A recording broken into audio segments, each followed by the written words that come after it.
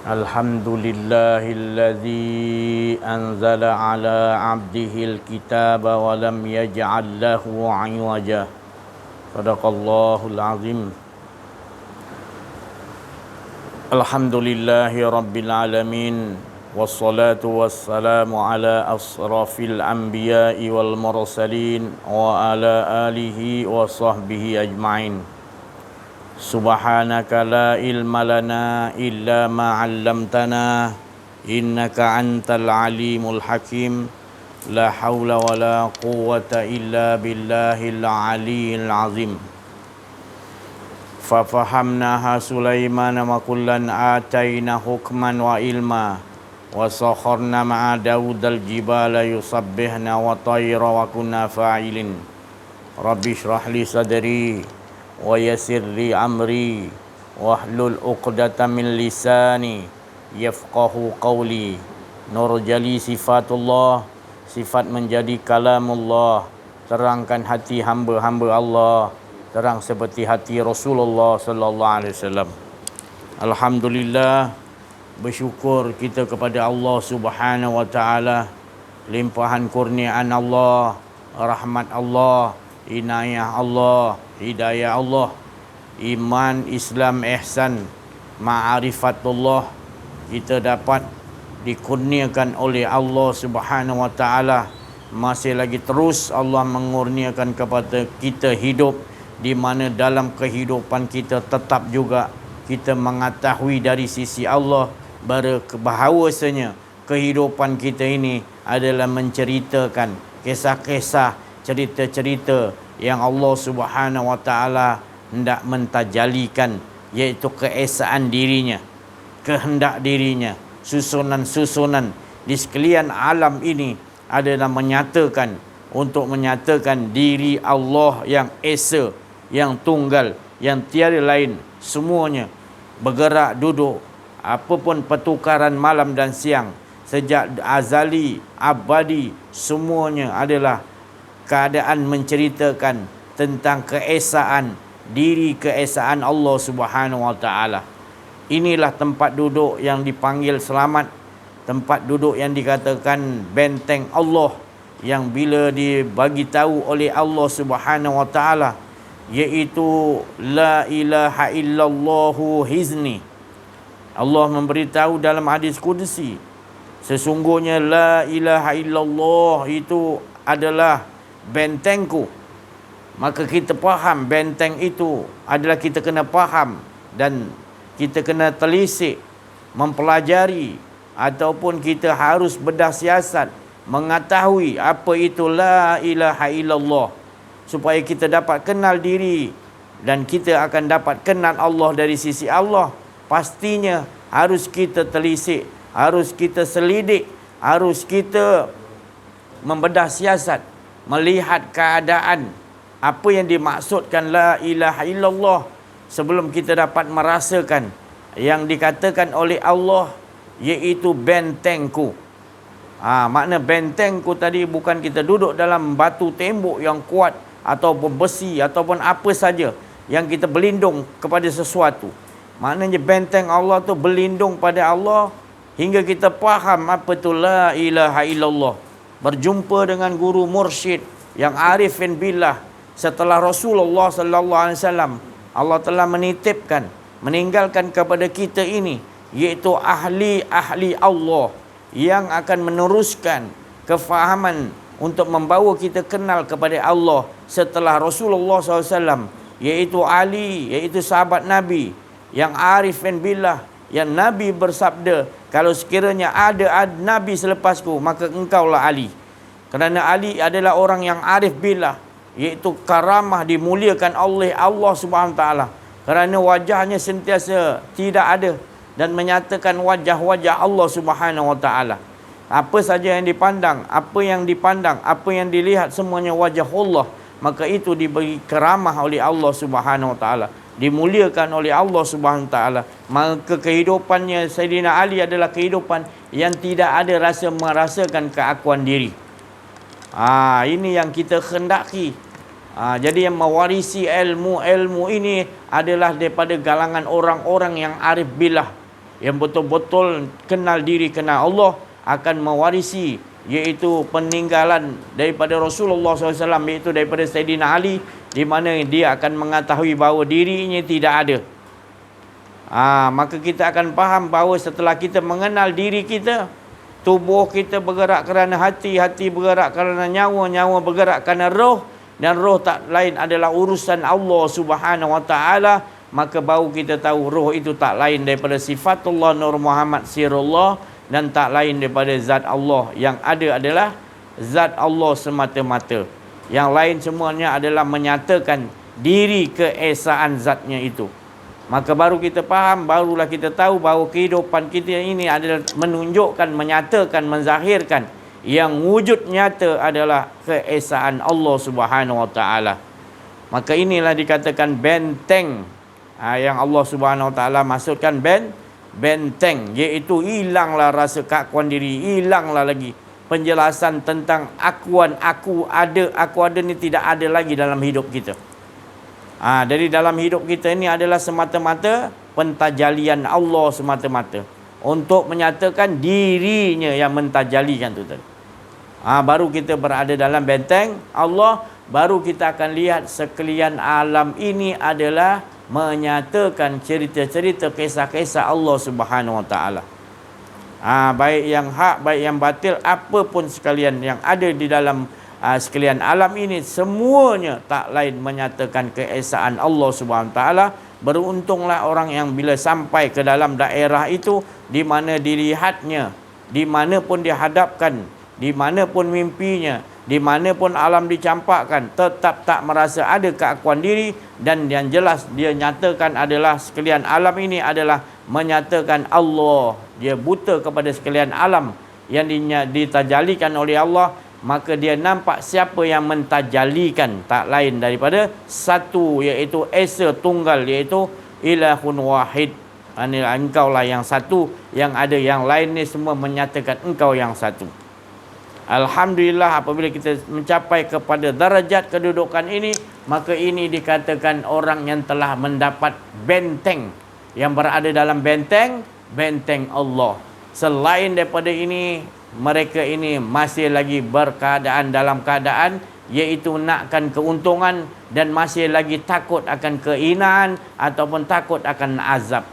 Padahal yang lebih azab adalah orang-orang yang bila dia tidak dapat mengenal diri, mengenal Allah, maka itu lebih azab. Sebab orang yang tidak mengenal diri, mengenal Allah, maka dirinya itu lebih diutamakan daripada Allah. Mulutnya mengatakan lillahi ta'ala, tapi sebenarnya dia lebih mementingkan keakuan dirinya. Dia takut nanti kalau dia bekerja dan naik pangkat atas, dia terpaksa ikut arahan daripada orang atasan. Kalau tak ikut, nanti periuk nasi dia je.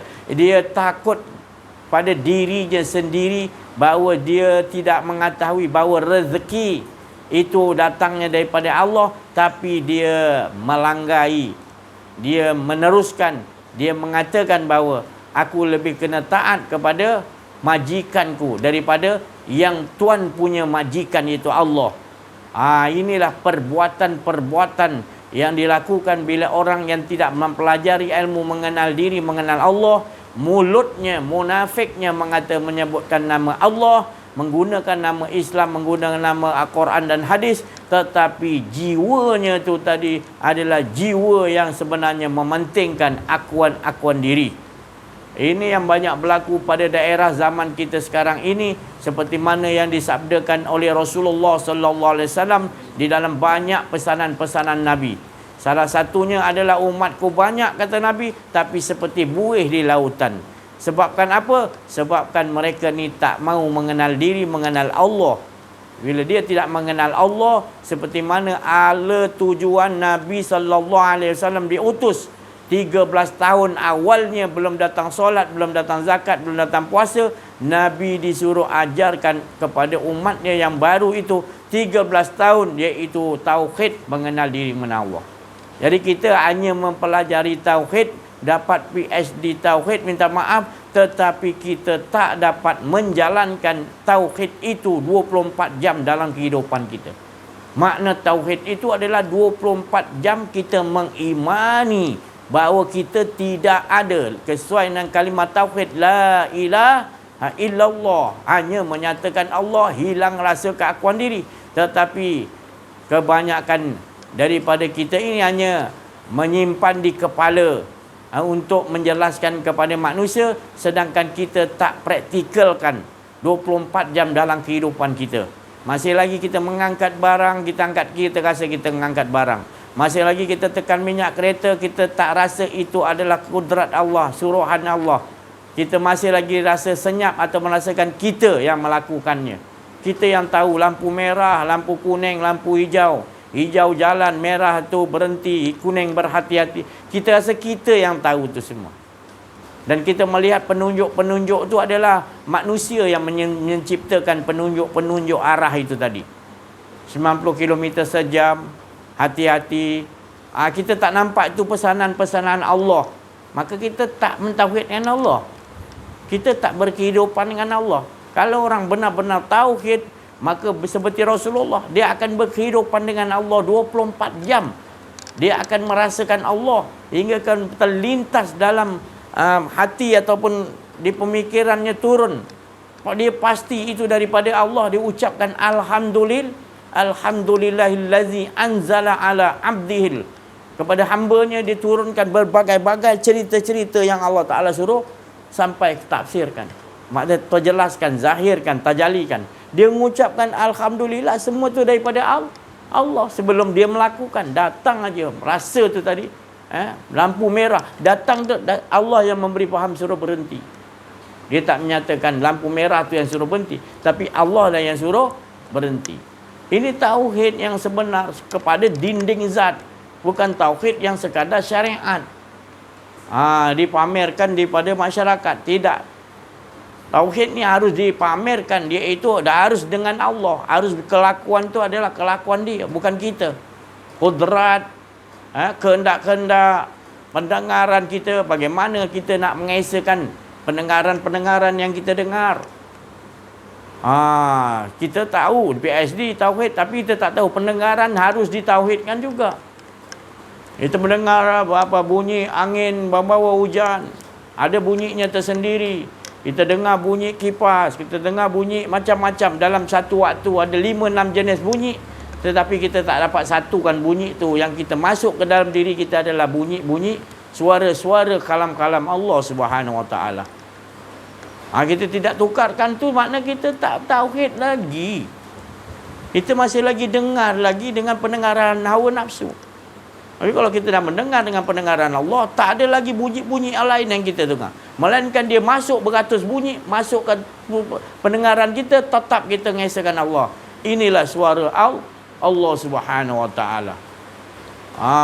Ini yang kita nak. Apabila kita baca Quran, kita dah terbiasa mentauhidkan pendengaran. Apabila kita membaca Quran, kita akan memerhatikan makna-maknanya, supaya kita tahu setiap makna-makna itu akan kita dengar jawapan daripada Allah Subhanahu Wa Taala untuk bagi kita faham.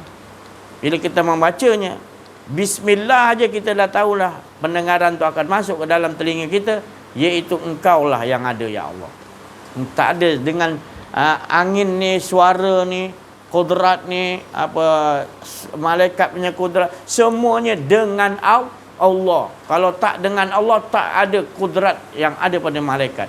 Kalau tak ada pemimpin, ketua agama, agung, raja, ulama, apa saja pun, kalau tak dengan Allah, tak ada apa-apa. Yang ada hanya Allah Subhanahu Wa Taala. Jadi setiap sesuatu tu akan Allah Ta'ala beritahu kepada kita. Kalau kita baca Quran dengan hawa nafsu, maka kita akan membaca itu je. Kita tidak dapat mukjizat Al-Quran, iaitu Allahnya yang akan bagi faham, itulah mukjizatnya. Kita akan nampak kekuasaan Allah lagi kita baca Quran. Kita tak nampak lagi kita baca Quran, kita tak nampak lagi ada sesuatu yang Allah ciptakan tu ada kuasa. Lagi lama kita baca Quran, lagi kita faham, lagi kita akan membawa mengesahkan Allah. Bukan lagi banyak kita baca Quran, lagi kita bangga. Kita ceritakan dengan orang, kita hari-hari baca Quran 30 juzuk tiap malam dalam solat kita. Sampai orang kampung tahu dia ni dah 20 tahun baca Quran 30 juzuk hari-hari. Tapi hati kita tidak dengan Allah. Bismillah, tidak dengan Allah. Mereka pun tidak sedar. Mereka dah terbujuk dengan puji-pujian tadi sampai lupa nak memahami bismillah tu aja. 6,600 lebih ayat lebih kurang boleh dia hafal, tapi dia tak dapat memaknai bismillah tu yang selalu disebut. Seolah-olah dia mengejar, dia nampak sesuatu yang jauh, tetapi yang dekat pada dia tidak perasan. Jadi inilah, jangan sampai kita tersilap di muka bumi ini. Allah memperingatkan kita, serugi-rugi manusia Muhammad, tahukah engkau halnya orang yang paling rugi, kata Allah. Paling rugi kalau Allah dah kata. Siapa dia? Mereka inilah orang menyangka ketika di dunia ini dia itu buat sesuatu tu, dibuat tu apa pun, dia rasa dia dah cukup. Sedangkan ayat-ayat Allah dia olok-olokkan. Dia olok-olokkan, iaitu bukan dia apa, dia tidak mau mengetahui ayat-ayat yang dibaca itu pun mengolok-olokkan juga. Jadi bila orang kupaskan gini, dia marah. Dia kata, ni pandai-pandai si Haji ni. Padahal dia tak reti nak olahkan. Seolah-olah dia mengolok-olokkan membaca Al-Quran di hadapan Allah, supaya suaranya, supaya dia dapat baca Quran 30 juzuk tiap malam. Dia bangga dengan itu. Padahal Allah nak suruh dia faham apa yang dibaca, diamaliakan dalam kehidupan. Ternyata dalam kehidupan Allah tidak melihat ahsanu amalannya, kerana dia hanya berpura-pura membaca tetapi tidak memahaminya. Kalau dia memahaminya, dia akan tahu bahawa setiap bacaan-bacaannya dengan kehadiran bismillah itu tadi. Yang dia itu boleh membaca bismillah itu adalah dengan izin azin Allah. Dan bila dia membaca dengan azin Allah, izin Allah itu turun, rasanya akan sampai dulu sebelum dia menyebut nama bismillah tu tadi. Rasa akan sampai dulu sebelum kita nak makan durian, nak makan buah harum manis, belangga, kita akan dibagi oleh Allah rasa dulu. Bila rasa tu sampai, baru kita teringat nak makan. Jadi ingatan tu adalah datang daripada rasa Allah, rasa tu tadi. Tapi kita tertipu, kita tak perasan, kita rasa kita yang nak makan durian ni, kita yang boleh baca ni, kita yang boleh solat tengah malam ni. Semua tu adalah berlandaskan kepada akuan diri, sebab tidak diberesi terlebih dahulu. Sedangkan kalimah tu Allah bagikan adalah kalimah yang paling mula-mula harus dipaham, adalah kalimah sakti, kalimah yang paling afdal, iaitu la ilaha illallah. Tapi kita mempermainkan, memperolok-olokkan kalimah tu, sampaikan kita ni buat tahlil la ilaha illallah, kan tahlil, diprovokan, dikata ni tak boleh kita kumpul-kumpul buat tahlil, baca ramai-ramai. Ini dia kata tak ada dalam ajaran Nabi SAW. Padahal la ilaha illallah tu sentiasa 24 jam sesuai aja. Tu tadi. Jadi kita nanti bila kita salahkan ni, kita kata la ilaha illallah, tahlil tak boleh, talqin tak boleh, lepas solat tak payah zikir-zikir seorang-seorang, sudah tak kumpul ramai-ramai, nanti kumpulan daripada batil masuk ke tempat kita, ke negara kita, membawa watak-watak batil, kita tak dapat cegah. Bodoh tak bodoh tu tadi. Kita berlaga-laga benda yang dah memang kau buat boleh, tak buat boleh. Tapi apatah lagi benda yang boleh, dibolehkan Allah, dibolehkan Rasul, tahlil berapa banyak pun tak ada limitnya. Zikir ni maknanya Allah Ta'ala kata 24 jam, sebanyak-banyaknya zikir Allah Ta'ala nak. Ingat kepada dia sebanyak-banyaknya, banyak, tak banyak lagi, banyak lagi. Maknanya 24 jam sentiasa kita berzikir. Jadi kita berkumpulkan orang buat zikir la ilaha illallah pun baguslah.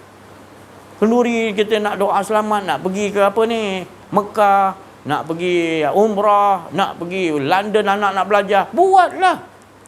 Apa ada salah? Pasal kita tak kenal diri, tak kenal Allah. Maka kita tahu jalan kita betul, jalan orang lain betul pun kita kata salah. Tapi kalau kita mengaji, kenal diri, kenal Allah, Kau nak buat, tak buat. Jangan kau salahkan orang buat. Sebab dia buat tu mengingat Allah. Yang tak betulnya tak ingat Allah tu yang kau kena bida'ahkan. Kau kena salahkan. Ini sebenarnya yang menjadikan kita ribut, kita bertelagah. Sebab punca akuan diri. Masing-masing nak kata dia betul. Jadi kita kena faham. Kita bukan duduk mana-mana.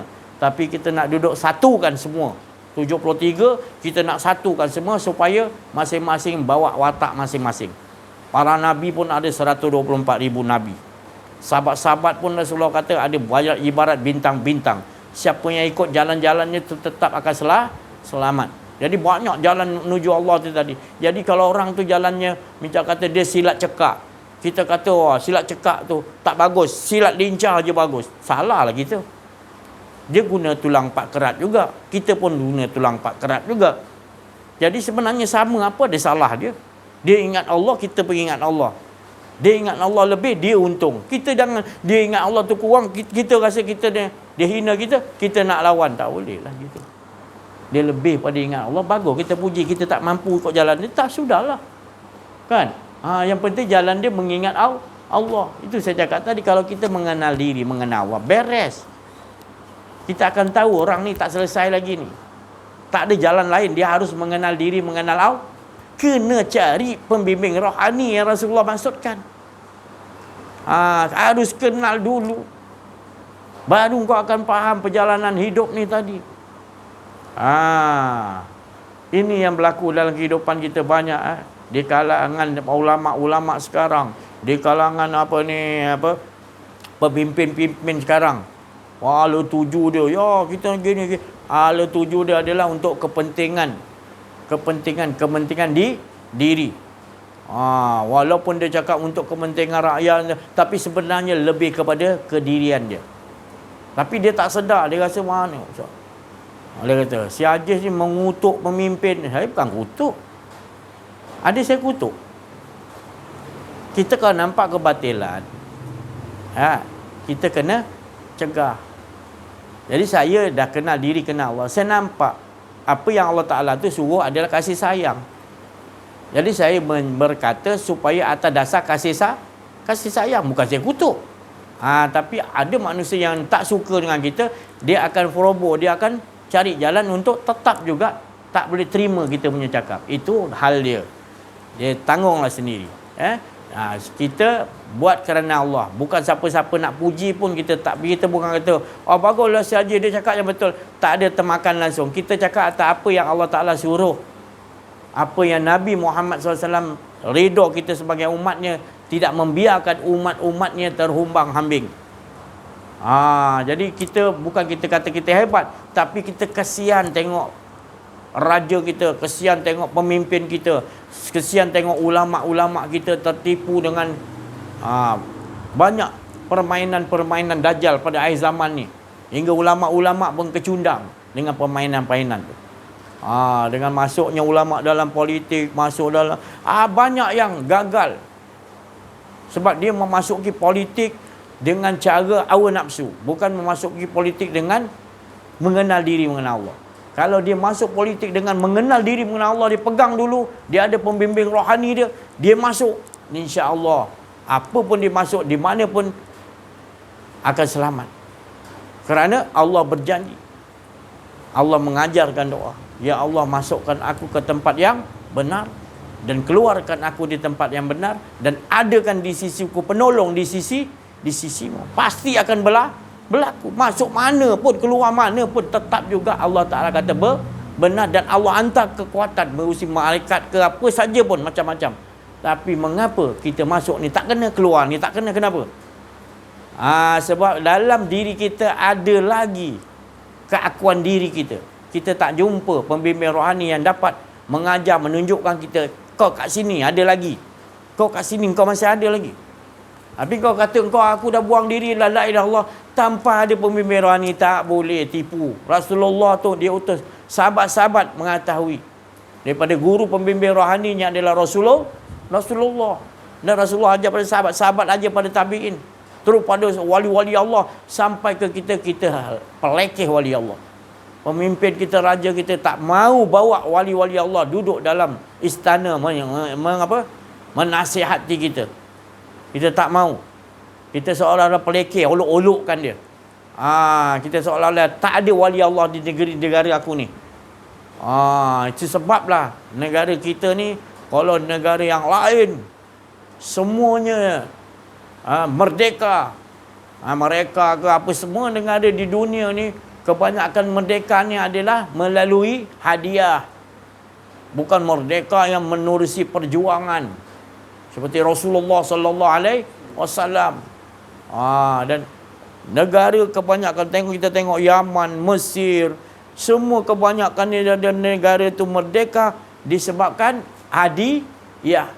penipuan daripada tentera-tentera Dajjal yang mengatakan kalau engkau nak menakluk satu negara itu, kau laga-lagakan negara itu. Dia dah memang merdeka, kau laga-lagakan. Lepas tu dia dah lemah, kau masuk antara kedua dia, kau lagakan lagi. Lepas tu dah lemah, kau kata kau lah penolong, kau akan tolong. Kau pembodohkan. Jadi kita tengok PBB ni, orang luar, orang kafir ni, dia nak menolong, nak mendapatkan kita merdeka lah. Kita pun tertipu dengan silap mata. Ataupun dipanggil sihir mereka.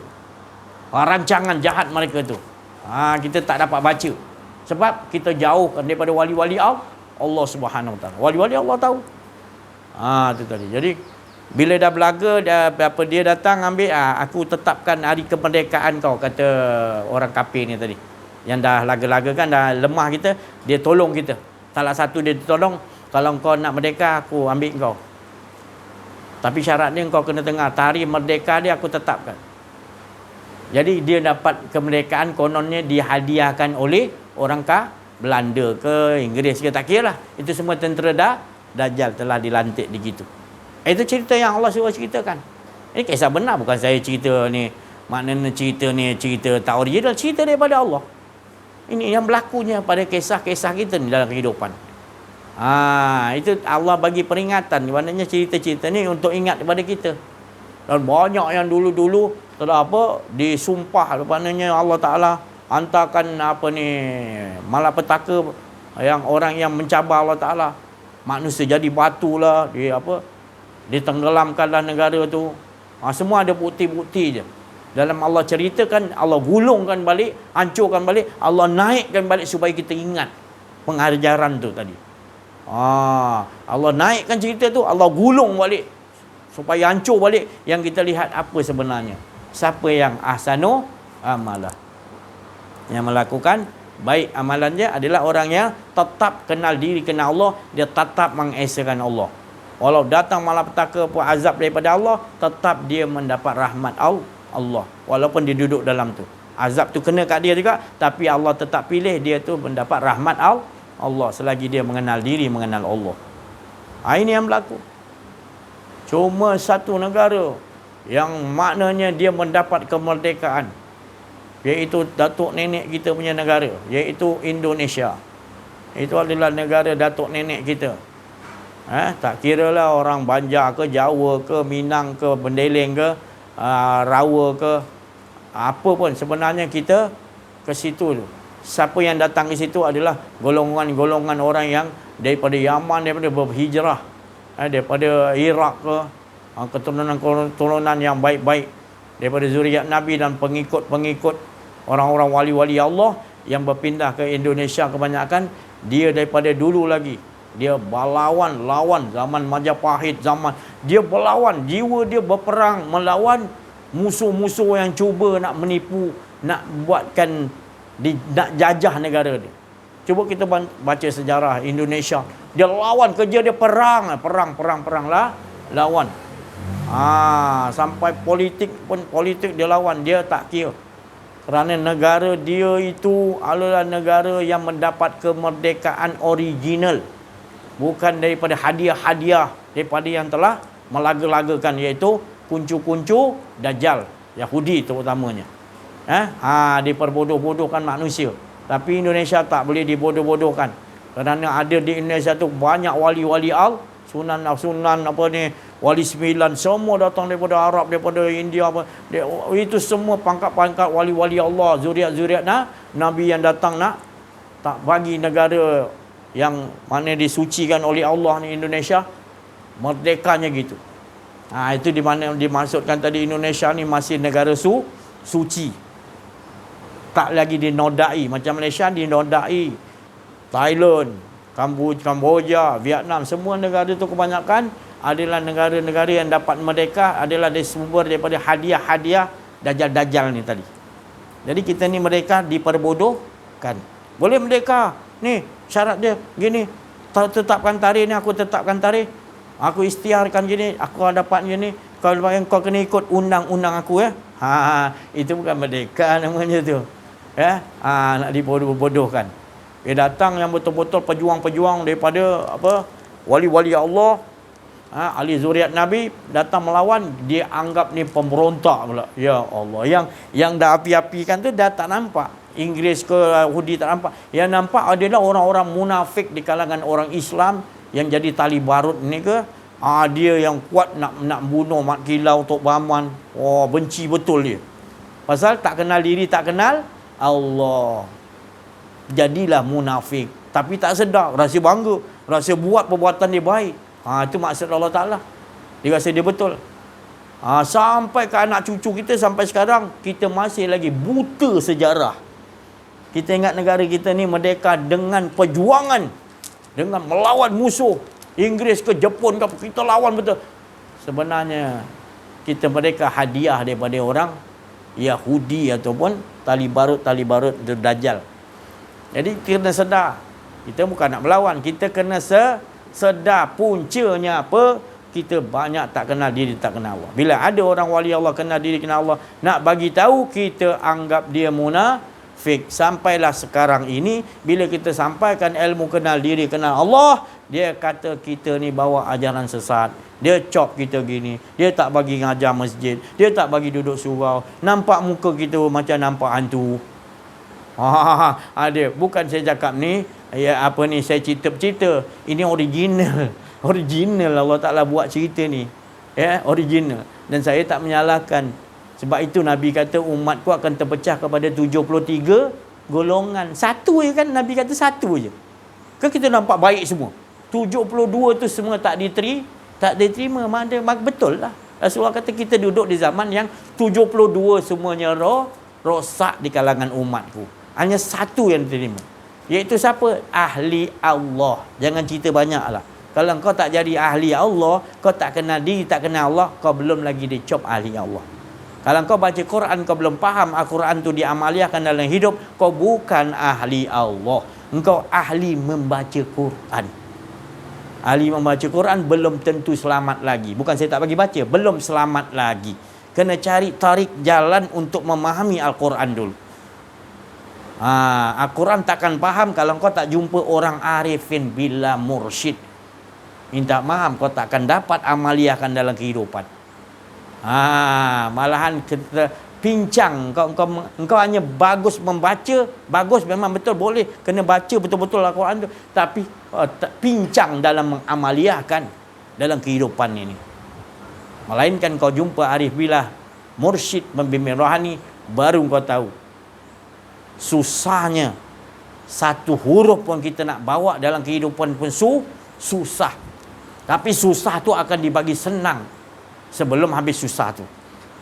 Jangan takut pada susah dalam kita nakkan kepada Allah. Takutlah susah apabila kita tak nak mengenal Allah. Tu lebih bahaya, lebih susah lagi. Jadi susah kita menempuh nakkan Allah lebih baik dan selamat lagi daripada kita mengolok-olokkan supaya kita tak ada, seolah-olah sampai kita mana boleh sampai dapat pertemuan dengan Allah. Kita kata kita solat, kita tak pernah berjumpa dengan Allah. Wa na'udzubillah. Ini sebenar hakikat yang kita dapat pelajaran. Lagi kita solat, bila disoal, nampak tak Allah? Kita terpinga-pinga, tergaru-garu. Selama lagi 40 tahun, 50 tahun kau solat berjemaah, kau solat engkau tak pernah nampak Allah ke? Dia tak faham. Dia ingat Allah ni tak boleh diserupai, laisakan. Bukan maksudnya tadi engkau menggambarkan Allah tu maknanya engkau melihat Allah begitu, bukan. Melihat Allah yang dimaksudkan adalah sifat ihsan. Bila engkau tak mengaji kenal diri, kenal Allah, engkau tak akan rasa ihsan bila solat. Nabi kata kena ada ihsan. Ihsan tu sembahlah Allah Ta'ala seolah-olah kau lihat. Kalau memang kau tak dapat lihat, yakini Allah melihat. Sekarang ni engkau melihat Allah dah tak dapat, yakini Allah melihat engkau pun kau tak dapat hadirkan. Sebab bacaan-bacaan yang kau baca tu tak sekadar lepas saja, tak tahu memaknai. Apa tu bismillah? Contoh tadi saya cakap bismillah tu adalah engkau tak ada, yang ada dengan Allah maka adalah terzahir. Tak ada Allah tapi engkau rasakan engkau ada. Maka tu engkau jadi tak berasa dengan Allah. Tak merasakan hadir Allah Subhanahu Wa Taala. Tak rasa bergetar. Bergetar tu bergetar kerana tak mau rasa ada keakuan di diri. Maka bergetar, nak rasa ada keakuan diri, bergetar. Yang dirasakan adalah Allah. Tak boleh ada dua, satu tu. Jadi rasa tu sendiri daripada esa. Rasa kita tak rasa ni kita yang punya. Begitu sekali. Yang dikatakan Allah Ta'ala kata dalam Quran, bila Nabi Muhammad, orang-orang ahli ibadah tanya kepada Nabi Muhammad SAW, ni orang ahli ibadah tanya pada Rasulullah, wa iza sa'alaka ibadi orang yang beribadah kepada, sa'alaka soal kepada engkau Muhammad, anni fa inni qarib, jawablah aku ni sesungguhnya dekat. Dekat macam mana? Kau tak ada, jangan angan-angan lah. Tu makna dia qarib tu dekat tu. Bukan aku dekat sini Pak Lang itu dekat, bukan yang dah lagi rapat lah peluk tu dekat tu sampai kita tak ada, semua tak ada, tu dia dimaksudkan dekat qarib. Tu nak dimasukkan bahasa Allah Ta'ala ni.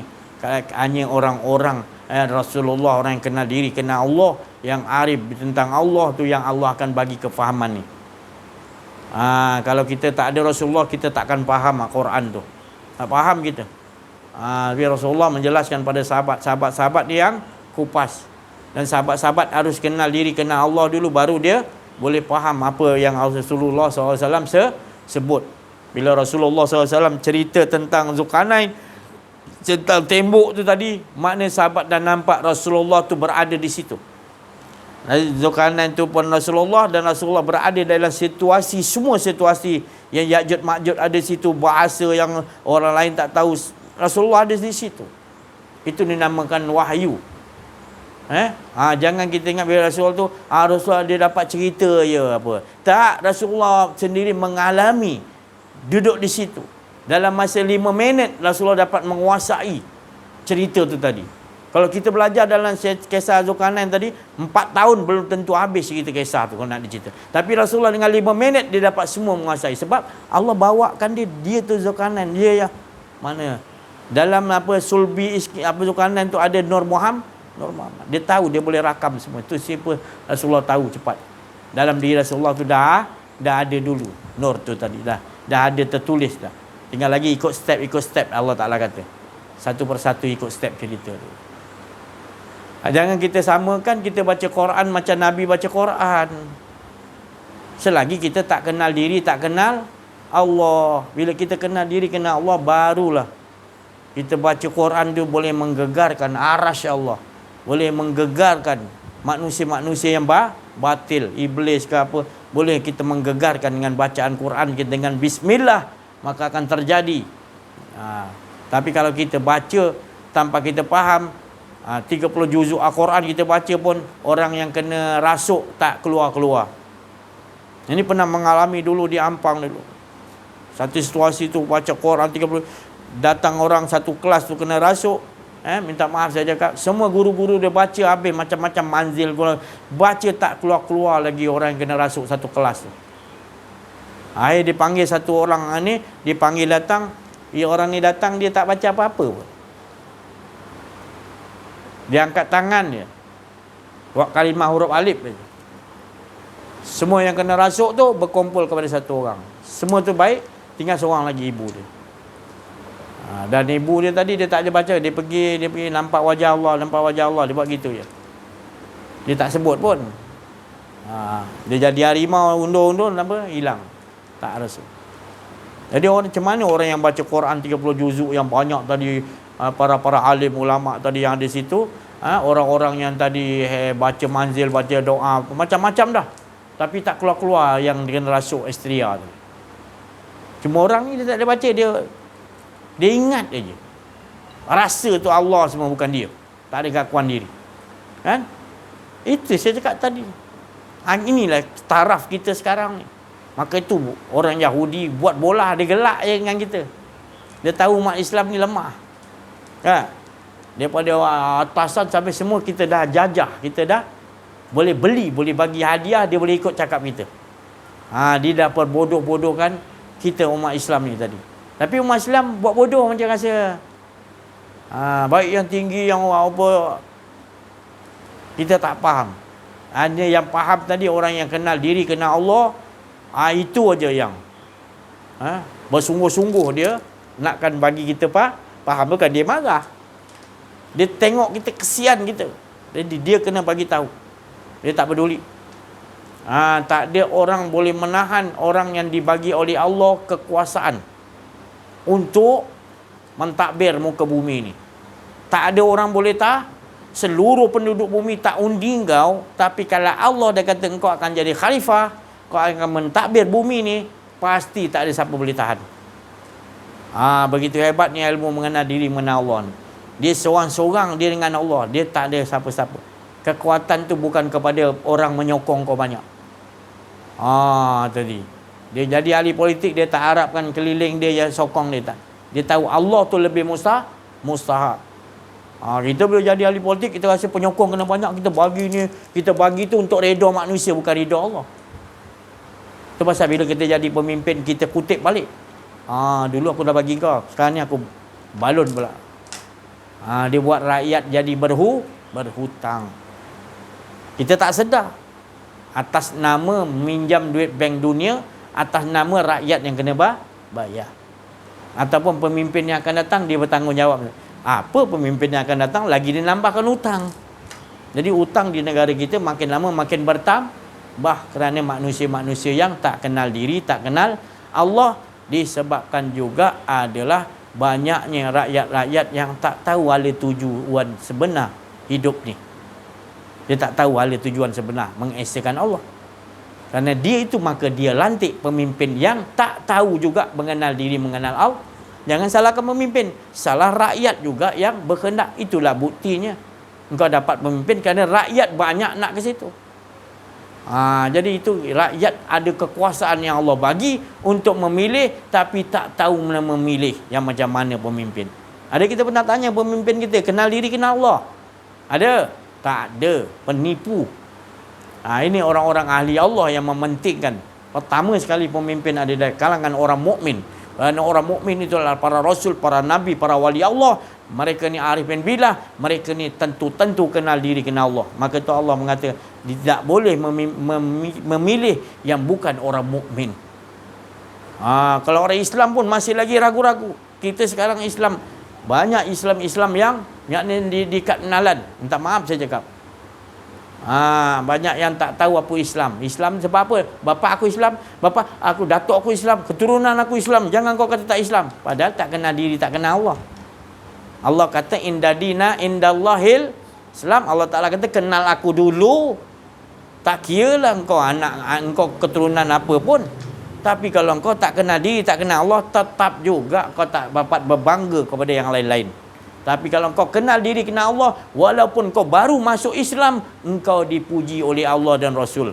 Kerana engkau lah orang yang sebenar-benar menjalankan amanah yang Allah Ta'ala suruh di muka bumi, iaitu melakukan ahsanu amalah, sentiasa buang keakuan diri, mengesakan Allah Subhanahu Wa Ta'ala 24 jam.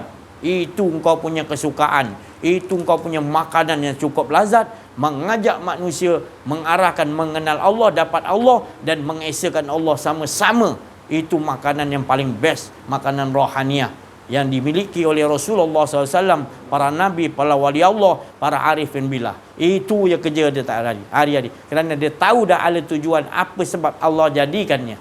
Jangan lari tajuk. Kalau kita tak dapatkan ni, cepatlah kita keluar.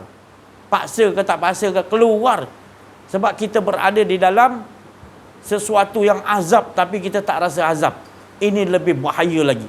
Kalau kita duduk dalam azab atau duduk dalam kotoran, najis apa tong sampah, kita akan rasa kita sedar kita akan keluar, nak tahu duduk tempat bersih. Tapi ini kita duduk tempat kotor, tempat yang maknanya cukup hina kita, Allah hina kita, Rasulullah hina kita, orang-orang apa arif pembilah hina kita, bukan marah kita, sayang kita supaya kita keluar, kita rasa bahagia, tenang-tenang pula.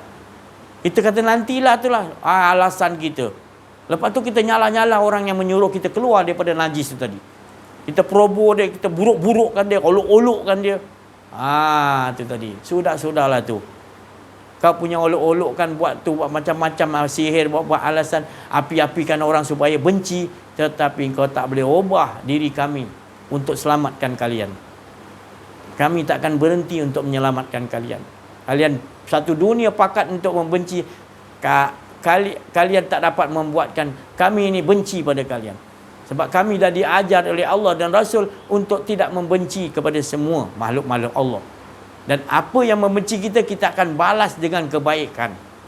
Apatah lagi yang buat kebaikan.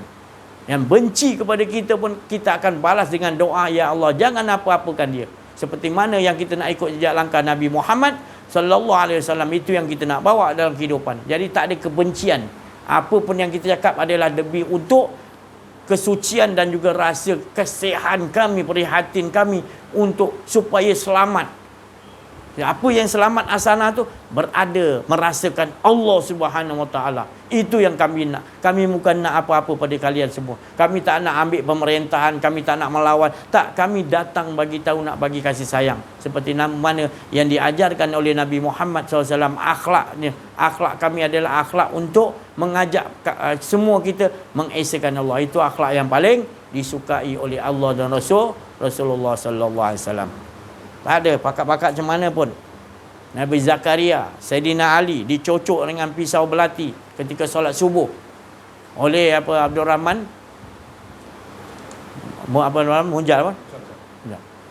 Ditikam daripada belakang ketika solat subuh. Ketika sakaratul maut, sakit yang amat sangat. Semua datang waktu itu nak diapakan Abdul Rahman Muljam. Kata Saidina Ali, aku mengingati ayat Allah, memaafkan itu lebih baik. Ya Allah, dalam kesakitan Sayyidina Ali dicocok, boleh arahkan tengah sakit tu, boleh arahkan dia punya batalion dia, komando dia, cari orang bunuh dia.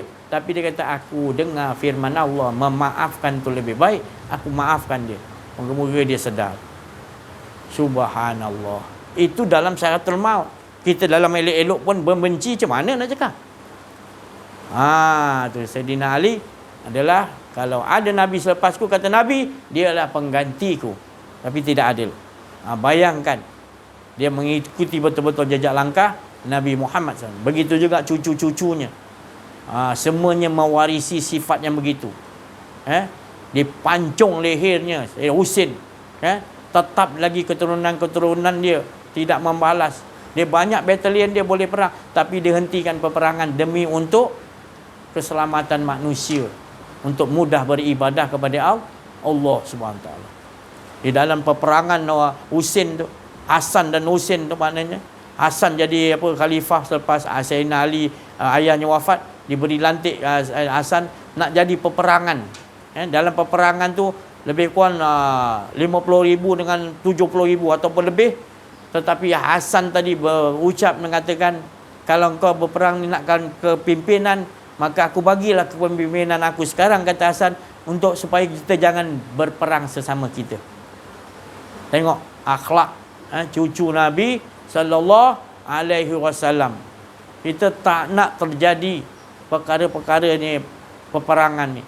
Maka perkara ni akan berlanjutan fitnah ni, kata Rasulullah pada Sayyidina Ali, pada zaman Sayyidina Ali, dan terus sampai ke kita. Fitnah ni fitnah yang besar, berlaku sampai sekarang. Orang masih lagi banyak membenci zuriat-zuriat Nabi sallallahu alaihi wasallam, dan orang yang menyokong zuriat-zuriat Nabi kebanyakannya adalah orang-orang yang ahli Allah. Kalau dia nak tahu dia ahli Allah, dia akan bersama dengan Ahlul Bait Nabi Muhammad sallallahu alaihi wasallam. Kalau dia mengaku dia ahli Allah tapi dia membenci zuriat Nabi, itu bukan ahli Allah yang original. Itu masih lagi kemunafikan, tak selesai. Sifat-sifatnya harus mengikuti Ahlul Bait itu tadi. Kerana sama dia dua orang ni. Antara Ahlul Bait dengan penyokong Ahlul Bait dia sama. Dia ibarat Saidina Abu Bakar dengan Rasulullah. Dia ibarat begitu. Kalau ada orang-orang ulama yang hebat yang tinggi tapi dia membenci kepada zuriat Nabi, tinggalkan. Itu ada sesuatu yang tak betul dalam jiwa dia. Maksudnya dia tak beres mengenal diri, mengenal Allah Subhanahu Wa Taala. Saya rasa cukup sampai sini dulu. Insya-Allah kita minta pencerahan lagi daripada Pak Lang dan juga Syaratin dan lain-lain insya-Allah. Alhamdulillah nahmaduhu wa nasta'inuhu wa nastaghfiruh wa na'udzu billahi min shururi anfusina wa min sayyiati a'malina. Man yahdihillahu fala mudilla lahu wa man yudlilhu fala hadiya lahu. Ashhadu an la ilaha illallah wahdahu la syarika lahu wa ashhadu anna Muhammadan 'abduhu wa rasuluh. Sallallahu alaihi wa ala alihi wa ashabihi haqqa qadrihi wa miqdarihil azim. Alhamdulillahirabbil alamin. Terlebih dahulu saya mengucapkan setinggi-tinggi kesyukuran dan kami semua mengucapkan setinggi-tinggi kesyukuran kepada Allah Subhanahu Wa Taala yang mana dengan limpah kurnia, dengan hidayah, taufik, inayah, rahmat, kasih sayang, kurniaan, keizinan daripada Allah SWT jua, maka alhamdulillah kita dapat berada dalam majlis Allah Subhanahu Wa Taala pada petang ini. Majlis kita mentauhidkan Allah SWT dengan sebenar-benar tauhid, dan juga majlis kita mensalawati baginda Rasulullah sallallahu alaihi wasallam. Alhamdulillah, dan bersyukur lagi dan lagi. Alhamdulillah, majlis ni kita sama-sama lah nak mengesahkan Allah Subhanahu Wa Taala sebagaimana Allah Subhanahu Wa Taala mengesahkan dirinya sendiri. Itulah Allah Subhanahu Wa Taala telah berikan kalimah la ilaha illallah, kalimah thaibah ataupun kalimah iman ataupun kalimah tauhid yang disampaikan oleh baginda Rasulullah sallallahu alaihi wasallam pada seluruh umat baginda, pada para sahabat, pada tabi'in sehinggalah sampai ke kita dan sehinggalah ke hari kiamat. Kalimah ini juga, kalimah la ilaha illallah juga disampaikan oleh semua para anbiya alaihi wassalatu wassalam, daripada Nabi Adam alaihi salam, baginda Adam alaihi salam, sehinggalah kepada semua para anbiya alaihi wassalatu wassalam menyampaikan kalimah tauhid, kalimah thaibah ini, iaitu kalimah mengesahkan Allah Subhanahu Wa Taala ini, dan tidak ada khilaf atau perbezaan di dalam tauhidkan Allah Subhanahu Wa Taala. Cuma syariat berbeza di antara nabi-nabi sehinggalah kepada baginda Rasulullah sallallahu alaihi wasallam, itu khatamun nabiyyin wa imamul muttaqin wa sayyidul mursalin, baginda Muhammad sallallahu alaihi wasallam. Jadi alhamdulillah, apabila kita diperingatkan lagi dan lagi untuk supaya kita tidak lupa 24 jam kita kena mengesahkan Allah SWT, mentauhidkan Allah SWT dan membesarkan Allah SWT terlebih dahulu.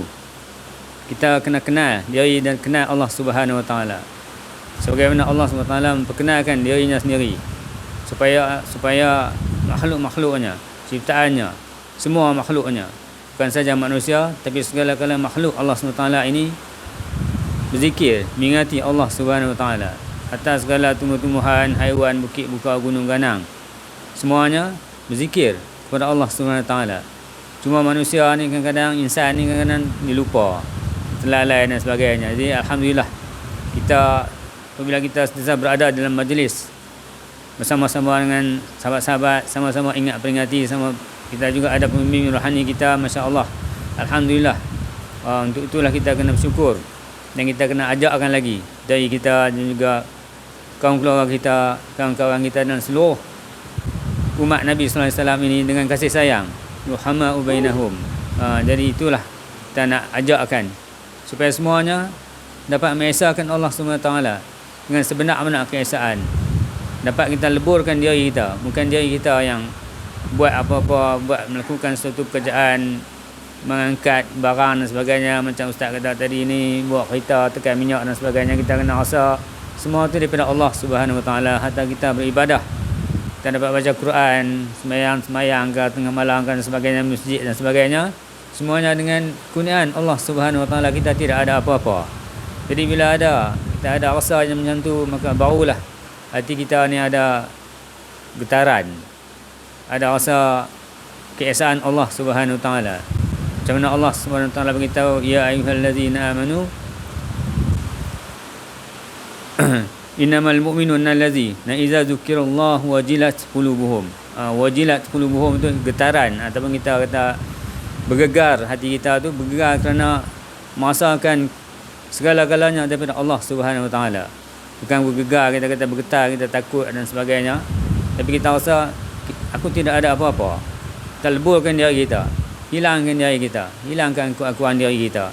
Tapi Allah SWT yang menaungi, memayungi dan membimbing kita, menguruskan segala-galanya kehidupan kita, daripada kecil-kecil kehidupan kita sehinggalah kepada besar-besar. Dan kita kata kehidupan kita ni tidak ada kecil dan tidak ada besar lah. Sunnah Nabi sallallahu alaihi wasallam pun tidak ada kecil dan tidak ada besar, tapi segala-galanya penting dan utama. Jadi alhamdulillah, dengan itulah kita sama-sama lah insya-Allah sedikit perkongsian pada petang ini, insya-Allah saya tangguhkanlah dengan wabillahi taufiq wal hidayah. Wassalamualaikum warahmatullahi wabarakatuh. Wala haula wala quwwata illa billahil aliyyil azim. Bismillahirrahmanirrahim. Assalamualaikum warahmatullahi wabarakatuh. Alhamdulillahirabbil alamin, wassalatu wassalamu ala asyrafil anbiya'i wal mursalin wa ala alihi washabihi ajmain. Subhanaka la ilma lana illa ma 'allamtana innaka antal alimul hakim. La haula wala quwwata illa billahil azim. Bersyukur kepada Allah Subhanahu wa taala, limpahan kurniaan Allah Subhanahu wa taala, rahmat kebesarannya, kasih sayang yang dapat kita bersama-sama diperjalankan oleh Allah Subhanahu wa taala dalam pada petang yang mulia ini, bersama dengan hari-hari Allah. Hari-hari Allah tu apa? Tidak merasai keakuan diri, itu dan sebenarnya yang diajarkan oleh Rasulullah sallallahu alaihi wasallam kepada sampailah kepada wali-wali Allah sampai ke kita ni. Alhamdulillah kita sentiasa duduk di dalam yang mana dikatakan fajama'nahum jam'ah, tapi kita tetap yang dikatakan tetap kekal yang dikatakan berada dalam yang dikatakan hari-hari Allah, tak ada merasai keakuan diri. Itu yang sebenarnya yang diajarkan daripada Rasulullah, tabi'in, para sahabat tabi'in sampai wali Allah, guru pembimbing rohani menyatakan yang ni. Walaupun kita duduk dalam keadaan fajama'nahum jam'ah, supaya seperti yang dikatakan oleh pembimbing rohani, kita ni Rasulullah SAW pada mulanya dia bertapa, berkhalwat, bertapa seorang diri, nak dapatkan yang dikatakan wahyu daripada Allah Taala ni, tapi sampai ketikanya Rasulullah bagi tahu, pertapaan umatku bukanlah bertapa seorang-seorang. Dulu memang ada, tapi sekarang bukan itu yang Rasulullah sebut. Perhatikan, Rasulullah sebut pertapaanku adalah dalam masyarakat, pertapaanku umatku dalam masyarakat, walaupun dalam keadaan fajama'nahum jam'ah, bercampur bau ni, politik, penipuan, apa semua, memangnya penipuan yang macam-macam. Tapi kita ni Allah Ta'ala bagi, sebab apa kita yang dikatakan ini bersangkutan yang apa yang saya nak sampaikan daripada Allah juga. La ilaha illallahu hizni, pembenteng. Allah Ta'ala benteng mata kita, Allah Ta'ala benteng telinga kita, Allah Ta'ala benteng mutakalimun dia ni, semua tu tak ada. Benteng tu bukan kata tutup tu menyatakan kita ada, dah tak ada. Itulah pembenteng. La tadi tu. Dia jadi Allah Ta'ala bagi benteng supaya jangan merasai ada keakuan diri. Jadi dia duduk dalam keadaan yang dikatakan dalam bentengan Allah Subhanahu Wa Ta'ala, benteng Allah Subhanahu Wa Ta'ala. Wa qur rabbi adkhilni min khala sidqin wa akhrijni mukhraja sidqin waj'alni min ladunka sultanan nasira. Pasti keluar ke dalam seperti Syazib beritahu tadi, sama juga yang dikatakan duduk dalam benteng Allah Subhanahu Wa Ta'ala. Duduklah macam bahaya mana ke, kita jalan dalam bahaya mana ke, kengerian ke apa ke, tapi kita duduk dengan Allah, kita tahu. Kita pun tak berani nak kata kita yang menyatakan kita.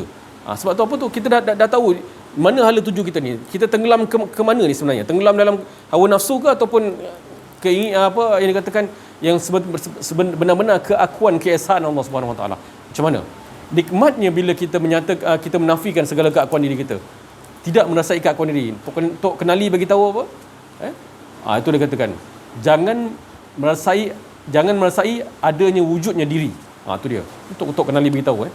Tu Syekh Yusuf Dia Tok Kenali di Kelantan, makom dia di Kubang Krian tu. Itulah. Dia nyatakan benda ni. Sama juga saya cakap semalam, Tok Kupaloh masa tu Kesultanan Terengganu kan, Sultan Terengganu masa tu. Siapa penasihat dia sebenarnya? Itulah Tok Kupaloh lah tu. Dinasihatkan sampai Inggeris pun takut kan, Inggeris pun takut kan. Fikir 2-3 kali tu. Nak cakapnya. Fikir 2-3 kali nak berhadapan dengan Tok Kupaloh ni. Sampai kononnya nak bawa ke kapal lah kononnya kan. Tak boleh. Allah Ta'ala tunjukkan kebesaran dia. Kebesaran kekuasaan Allah Subhanahu Wa Ta'ala. Bukan kebesaran wali Allah tu, bukan. Kekuasaan Allah. Dia pun elakkan diri dia. Bukan dia nak nyatakan diri dia sebenarnya. Itulah. Takut dia. Jangan main-main. Itu dia. Yang ni kita nak bawa ni. Ini kita nak duduk di sini, duduk bersama dengan yang dikatakan pengganti Rasulullah SAW seperti Tok Kupaloh tu kan. Itu ni nak diberi contoh ni. Jadi dalaman dia mentauhidkan Allah Subhanahu Wa Taala.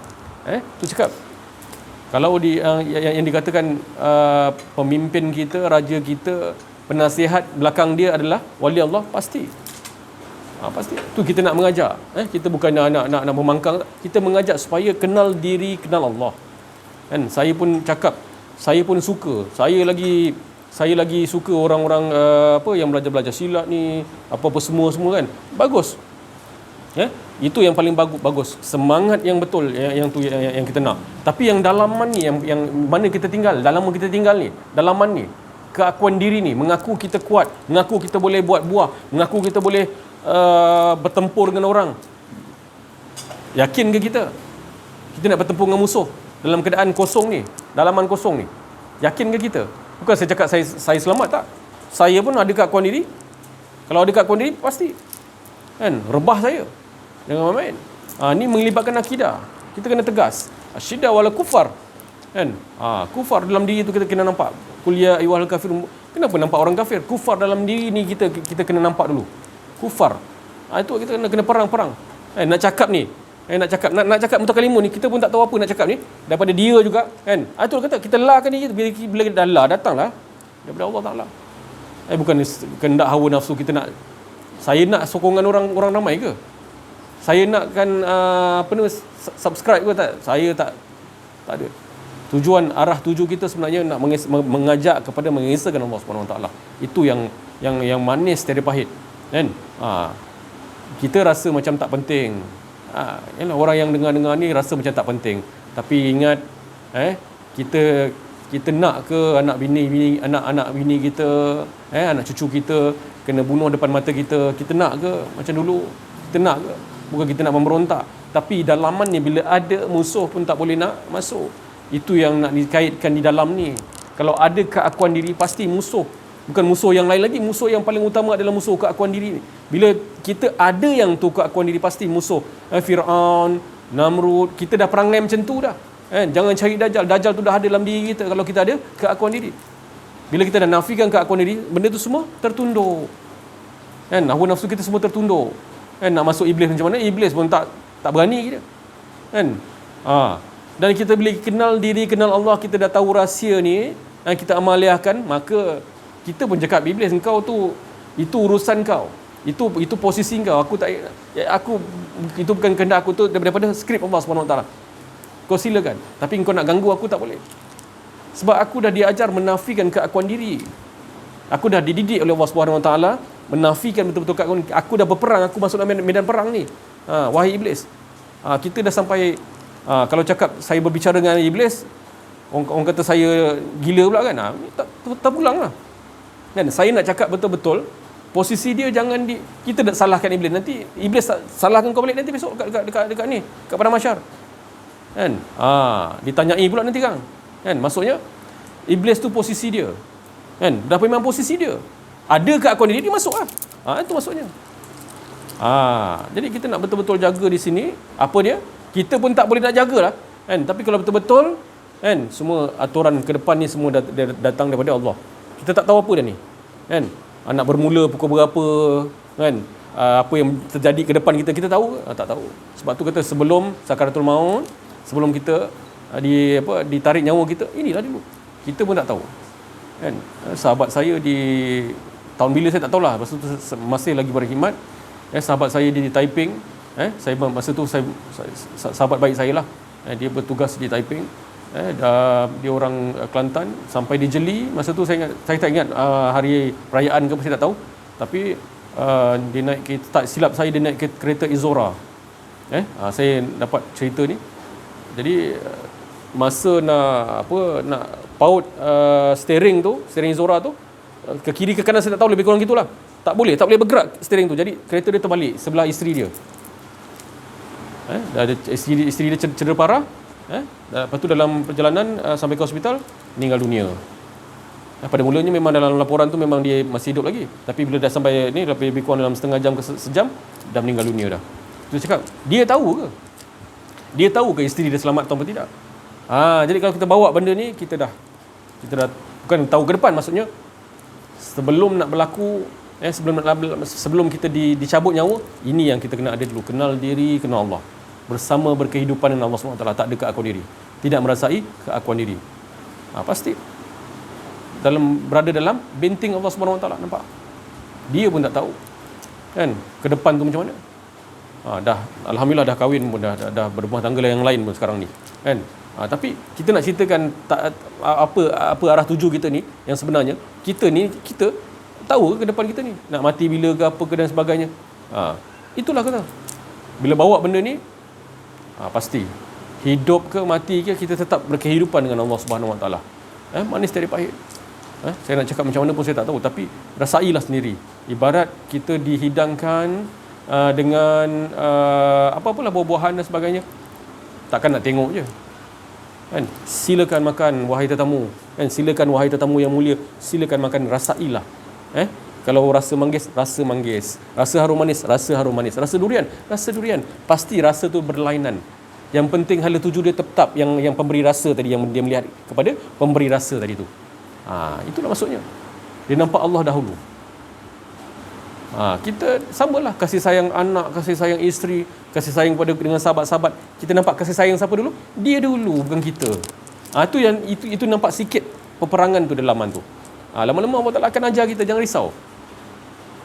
Dengar dulu. Seperti Syazim beritahu, tak apa, dengar dulu. Kan terkena kat kita, dengar dulu. Nanti Allah Ta'ala akan bagi wazidnahum huda, petunjuk baru yang dikatakan kita boleh nak ubah sifat kita yang keakuan tu, nak buang keakuan tu macam mana. Tapi orang yang betul-betul yang rasa diri dia nak ubah lah kan. Tapi kalau rasa berbala-bala, saya rasa payah juga kan. Tu dah cakap, duduk yang sebenar-benarnya, duduk dalam keadaan tenggelam, sebenar-benar tenggelam. Kalau kita tak, susah. Kalau nak tak mengaji ni payah juga kan. Tapi kita kena betul-betul lah, bila lagi kita nak kembali kepada Allah.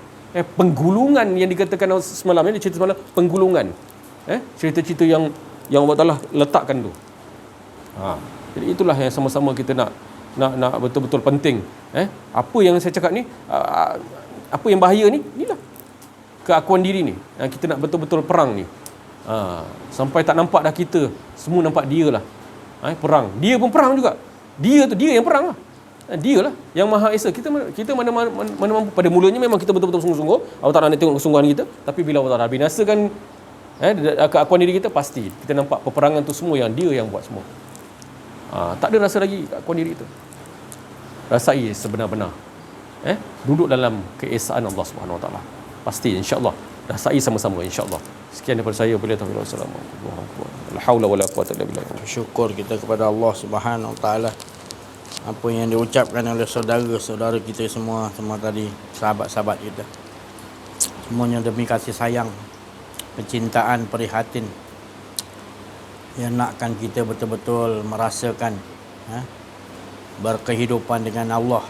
Bismillah, iaitu dengan Allah, bukan kita ada. Dengan Allah tu makna dia ialah yang ada. Bismillah tu dengan Allah, maknanya bukan merasa kita ni ada. Dia lah semuanya. Baru kita yakin semuanya Allah.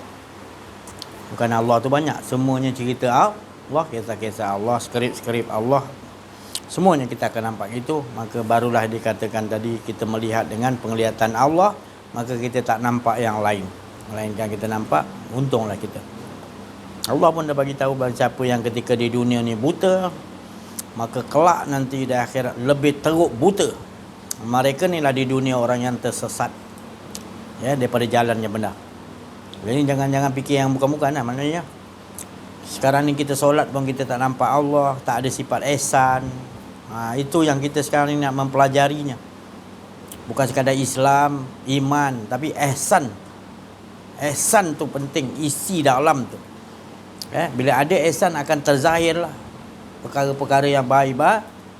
Nabi dah bagi tahu dalam diri manusia ada segumpal qalbun, segumpal daging. Sahabat tanya apa tu qalbun, Nabi kata. Dalam qalbun tu, bila kita kenal baru kita tahu kita ni tak ada. Yang ada hanyalah roh ataupun dipanggil sifatullah, rijalullah, yang bernama Nur Muhammad tu tadi, yang percikkannya tu alihnya yang diizinkan oleh Allah untuk melakukan azinallah di dalam rumah masjid. Yang lainnya kalau kita akan buta, kita tak nampak, kita akan berbuat atas landasan nakkan sesuatu selain Allah, maka itu semua batal. Maka itu yang merugikan kita. Itu tidak akan membawa kita kepada kebahagiaan hasanah dunia dan juga hasanah di akhirat. Ya, saya rasa cukuplah sampai situ dulu untuk pada pengajian kita pada kali ini. Sama-samalah kita amalkan. Terima kasih banyak atas perhatian yang betul sungguh-sungguh supaya dapatlah masing-masing kita bila kesungguhan yang kita lihat, yang kita bawa dalam kehidupan kita, pasti Allah akan bagi. Pasti ni Allah berjanji. Kita betul-betul nakkan Allah, Allah lagi nakkan kepada kita. Tu jangan kata susahlah, tak, Allah lagi nak, dia akan tunjukkan kita pada kesusahan yang dibagi tu lagi akan mendekatkan kita lagi kepada Allah. Memang pelajaran tauhid ni memang akan semua, saya dah cakap, kebanyakan akan semua lepas pada kita supaya kita nak betul-betul kepada Allah. Bila kita dah betul kepada Allah, baru semua akan datang balik. Ataupun tak datang balik pun tak kisah, sebab kita dah mendapatkan, iaitu Allah Subhanahu Wa Taala. Inilah dia matlamat, insya-Allah. Terima kasih atas perhatian. Mohon maaf atas kekurangan kesilapan dalam menyampaikan ada keakuan diri. Wa'afu minkum wabillahi taufiq wal hidayah. Assalamualaikum warahmatullahi wabarakatuh. Takbir. Sallu ala Nabi.